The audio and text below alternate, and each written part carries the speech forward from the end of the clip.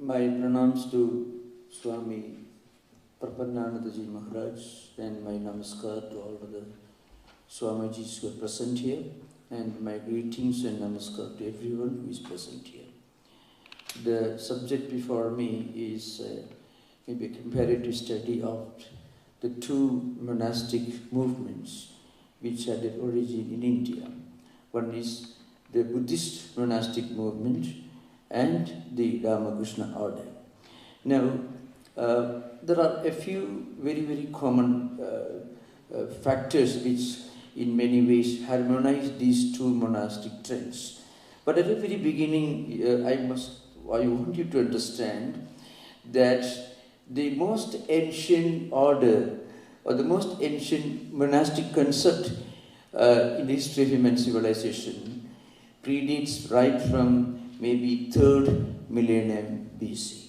Because you find in the literary traditions of the Upanishads and Vedas this very high exalted concept of monasticism. At the first, historically speaking, the first reference to traditional monasticism is found in the Yajurveda tradition, in the Shukla Yajurveda, in the Brihadaranyaka Upanishad, where there is a conversation between a husband and wife. Yajnavalkya is the great philosopher, saint of those times, maybe the greatest philosopher of those days, and his wife, Maitreyi. This man one day announces that he wants to take to monasticism, and he wants to give up his wealth, and he wants to hand over all his properties to his wife Maitreyi. So Yajnavalkya Maitreyi Samvada is a very famous episode in the entire Brihadaranyaka Upanishad. And then Maitreyi tells him, well, what you want to give up, that you want to give me. I want that you are aspiring for, that you are going to get by giving up the wealth, everything. Amrutatvam. I want to attain the immortality for which you are giving up all this mundane material wealth. Then, of course, the episode concludes with the decision announced by Yajnavalkya, well, I'm going to become a monk. Historically speaking, this is the first reference. And of course, in fact, the mantras, the Vedic sounds that we utter when we take Virija Homa in the Ramakrishna order, they are found in 3 Upanishads, including the Presha mantra, which is supposed to be sacred, in the Narada Parivrajaka Upanishad, Paramahamsa Upanishad, and Vajrasujika Upanishad. These Upanishads, actually, I am not expected to utter loudly in front of you this now. So you can find all this. So the point is, very often you read any book on world monasticism, these ideas are never mentioned. When you read any standard book in modern times, published in modern times, they talk about Buddhist monasticism. They never talk about the Vajrasujika Upanishad goes back to 3rd millennium BC, or the Brihadaranyaka Upanishad, which is even older. So just by reference. Now coming back to Buddhism, if you look at Indian history, right from 6th century to 19th century, that was the age in which Ramakrishna order was formed. This 2,400 years of monastic tradition in India. Right from 6th century BC, that's the time of Buddha, to 19th century AD, time of Swami Vivekananda, the founder of Ramakrishna order. 24 centuries of Indian monasticism. Between this tradition stands Shankaracharya, who appeared in 8th century AD. So right from 6th century BC up to 8th century AD, then from 8th century to 19th century AD. These are 3 phases of Indian monasticism. Now, if you look at Buddhism, you find Buddha preached mostly some fundamental ethical, humanistic, spiritual ideas based on the Upanishads.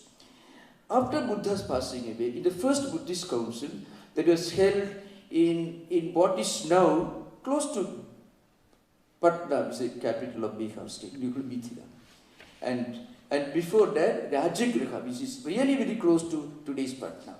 The first Buddhist council was organized in Rajagriha, which is the capital of the empire at that time, and a number of Buddhist monks who were Buddhist bhikkhus, as called, bhikkhus and bhikkhunis. So the word bhikshu, or in Sanskrit, bhikkhu in Pali, it means somebody who lives on alms.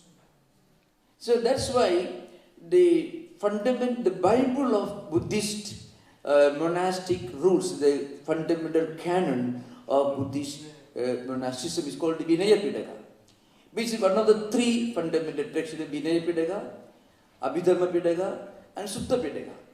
Vinaya Pitaka includes rules and regulations, 221 rules for Buddhist monks, and 336 rules for Buddhist nuns. Abhidharma Pitaka contains the philosophical theses, and Sutta Pitaka contains the sermons of Buddha. So, the Bible of Buddhist monasticism is Vinaya Pitaka, which contains the rules and regulations of Buddhist monks and also nuns.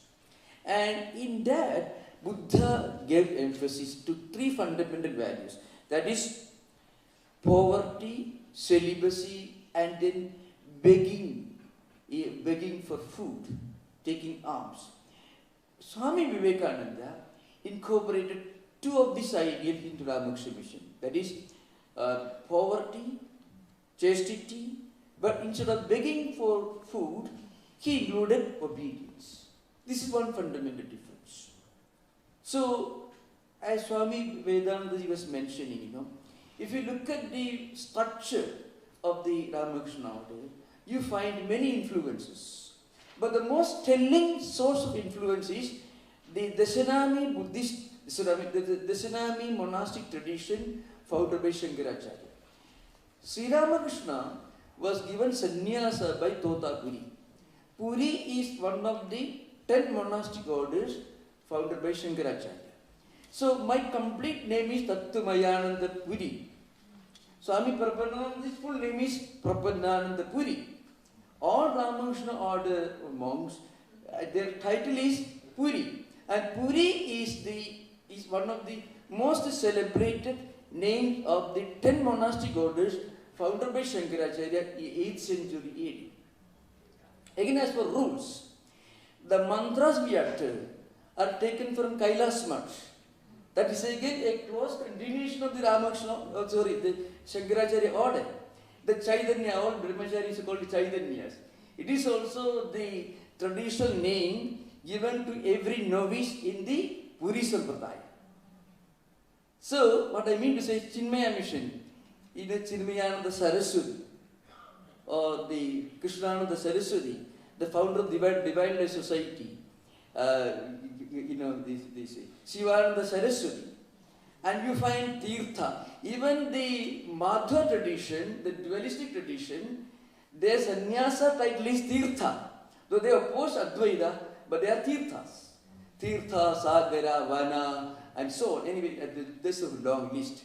Now, the point is, the most telling influential factor behind Ramakrishna order is the footprint of Shankaracharya. Because, first of all, we belong to the Shankara tradition. Our Tirthasthana is Sringeri Mutt, founded by Shankaracharya. And the Guru from whom Sri Ramakrishna received the Sannyasa Diksha is Tota Puri, Shankara tradition. Now, coming to the organizational structure you find in the Ramakrishna order, you can see the influences of Buddhism. For example, in the Vinaya Pitaka, Buddha insisted on certain fundamental rules. For example, householders should serve monks. So if you go to the countries where the Hinayana Buddhism is common, like Sri Lanka, for example, or Burma, Thailand, you find if you're traveling by bus, if a Buddhist big monk enters the train, you may have seen, an householder should get up. This may not happen in today's conditions, but tradition really is. Because the Buddhist monasticism comes from Vinaya Pitaka, which is the Pali canon of Buddhist monastic rules and regulations.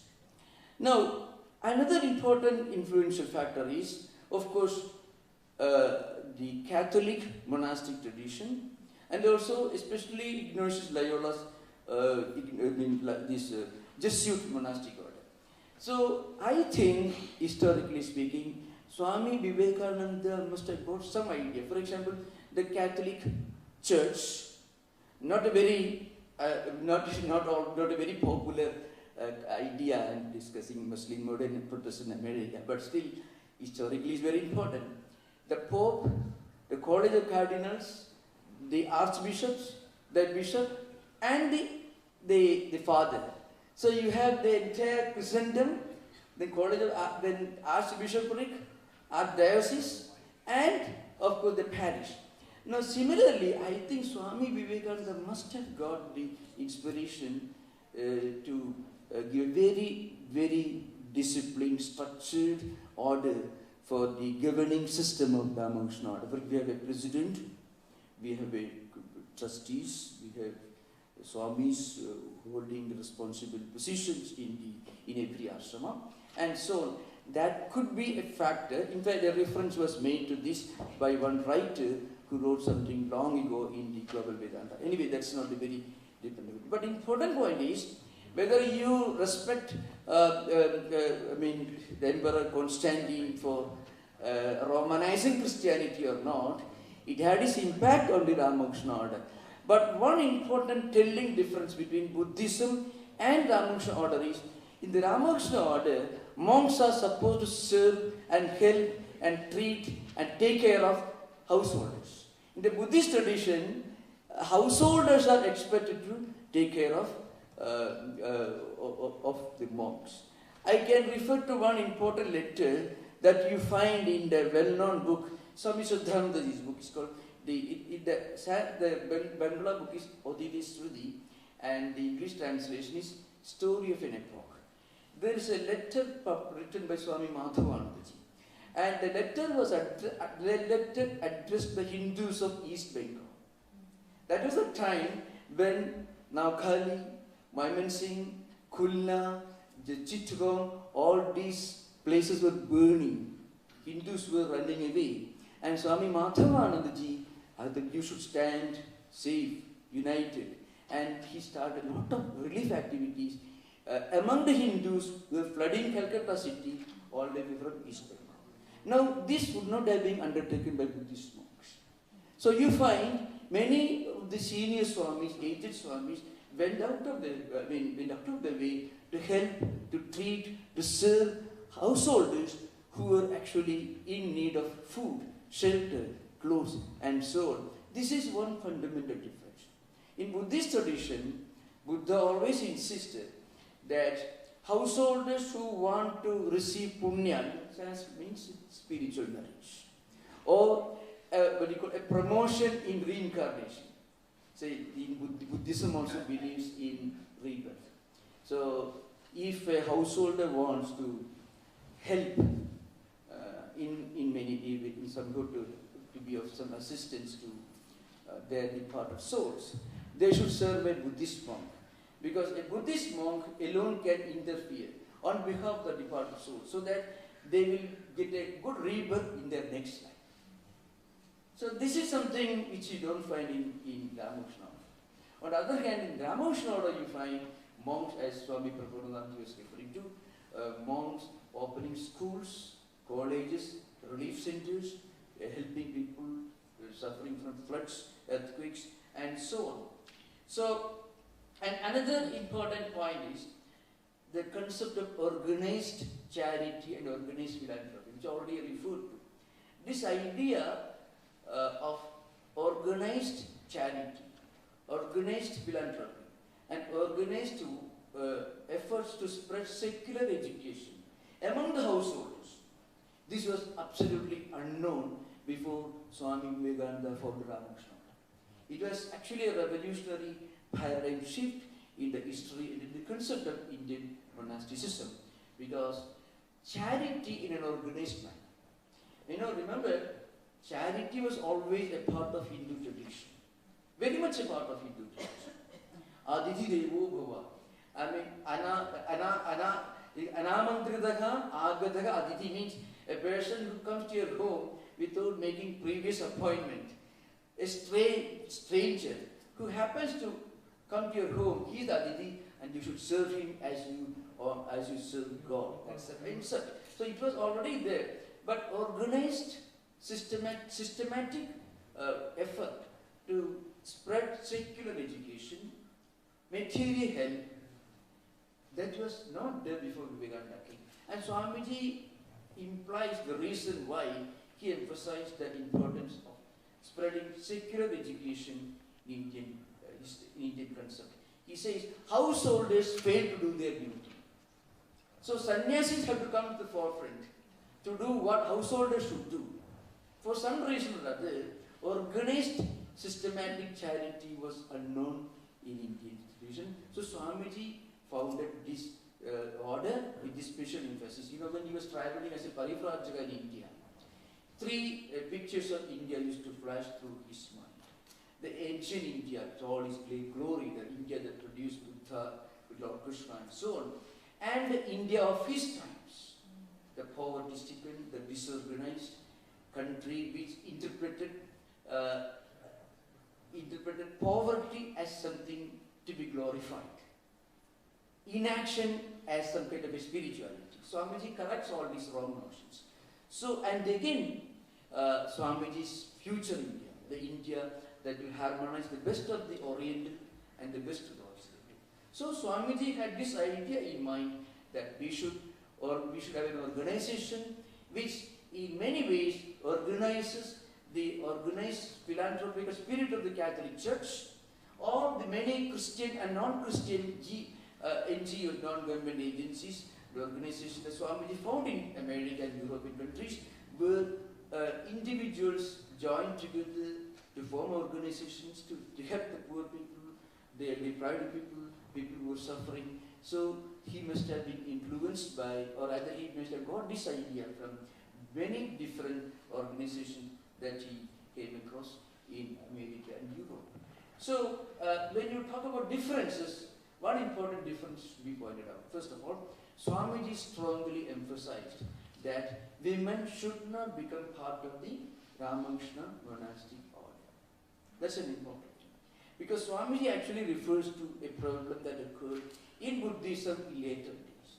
Buddhism actually opened its doors to nuns as well. But Swamiji was a great admirer of the women folk. That's why Swamiji actually wanted in future that a monastic order should be formed exclusively for the women, run by the women, led by the women, not with the interference of male monks. That's an important thing. But the Hinayana Buddhist tradition, there was always some kind of male domination. Swamiji was aware of this. So Swami Vivekananda wanted a separate, independent, totally independent monastic organization for women, but he was totally against the inclusion of the women into the Ramakrishna order as a part of the Ramakrishna order, because he felt that may not be appropriate. These are some of the fundamental differences that you find in the Buddhist and Ramakrishna order. Of course, the subject will require much longer time to discuss. I have just given you just a word view of some of these ideas. Okay, thank you. Namaskar.